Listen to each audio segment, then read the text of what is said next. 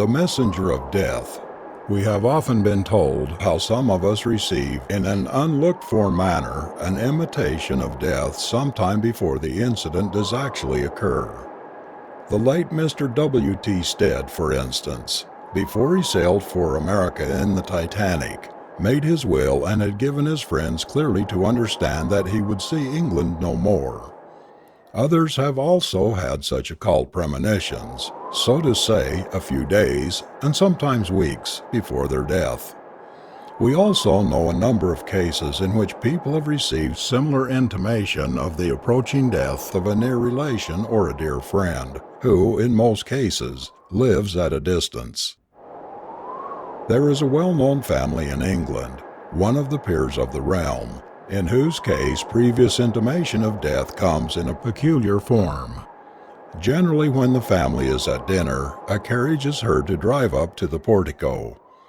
Everybody thinks it is some absent guest who has arrived late, and my lord or my lady gets up to see who it is. Then when the hall door is opened, it is seen that there is no carriage at all. This is a sure indication of an impending death in the family. I know another very peculiar instance. A certain gentleman in Bengal died leaving 4 sons and a widow. The youngest was about 5 years old. These children used to live with their mother in the family residence under the guardianship of their uncle. One night the widow had a peculiar dream. It seemed to her that her husband had returned from a long journey for an hour or so and was going away again. Of course, in her dream, the lady forgot all about her widowhood. Before his departure, the husband proposed that she should allow him to take one of the sons with him, and she might keep the rest. The widow readily agreed, and it was settled that the youngest but one should go with the husband. The boy was called, and he very willingly agreed to go with his father. The mother gave him a last hug and kiss and passed him on to the father, who carried him away. The next moment the widow woke. She remembered every particular of the dream. A cold sweat stood on her forehead when she comprehended what she had done. The boy died the next morning. When she told me the story, she said that the only consolation that she had was that the child was safe with his father. A very poor consolation indeed. Now this is a peculiar story told in a peculiar fashion, but I know 1 or 2 wonderful stories which are more peculiar still. It is a custom in certain families in Bengal that in connection with the Durga Puja, black male goats are offered as a sacrifice. In certain other families, strictly vegetarian offerings are made. The mode of sacrificing the goat is well known to some readers, and will not interest those who do not know the custom. The fact remains that millions of goats are sacrificed all over Bengal during the 3 days of the Durga Puja and on the Shyama Puja night, i.e. Diwali or Deepavali. There is, however, nothing ominous about all this, except when the sacrificial sword fails to sever the head of the goat from the trunk at one deadly stroke.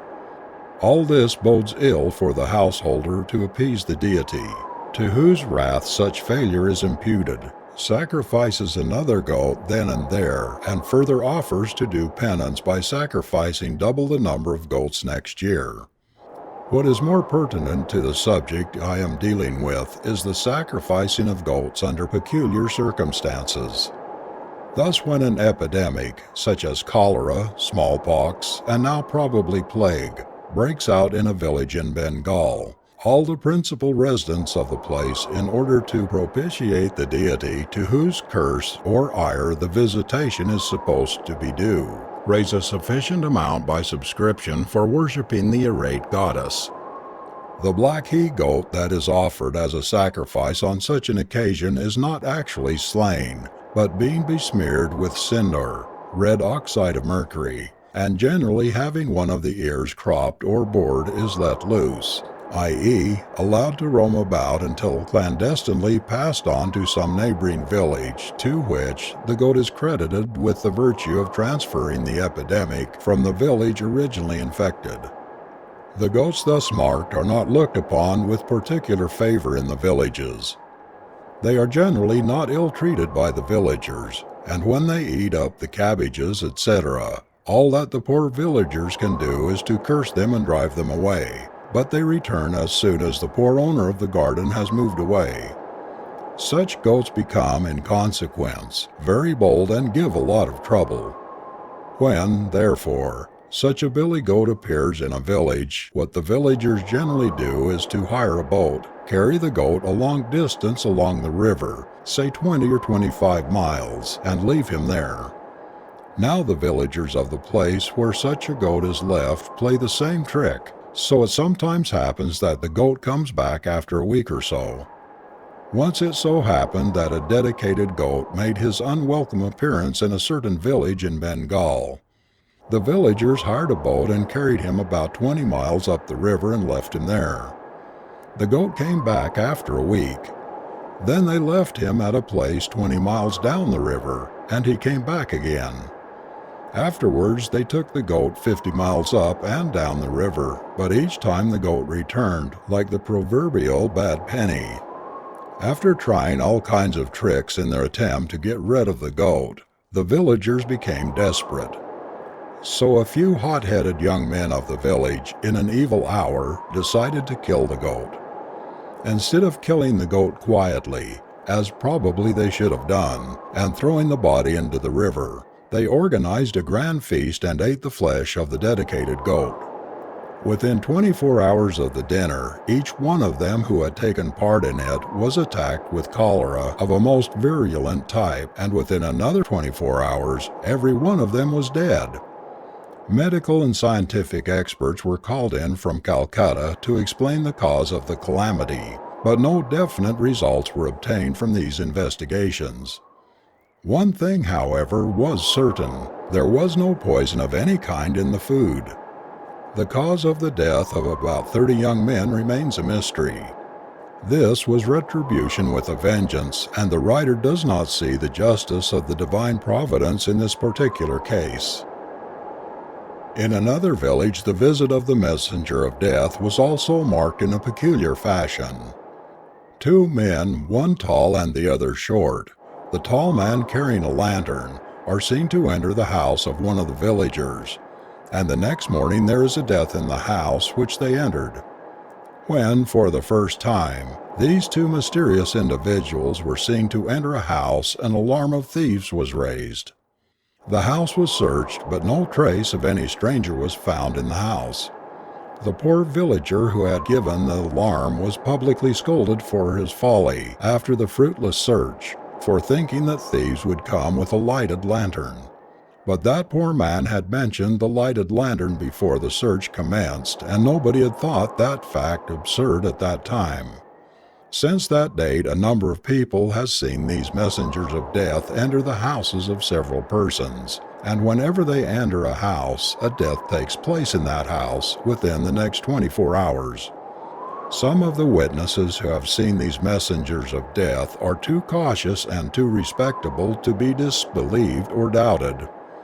Your humble servant on one occasion passed a long time in this village, but he, fortunately or unfortunately, call it what you please, never saw these fell messengers of death.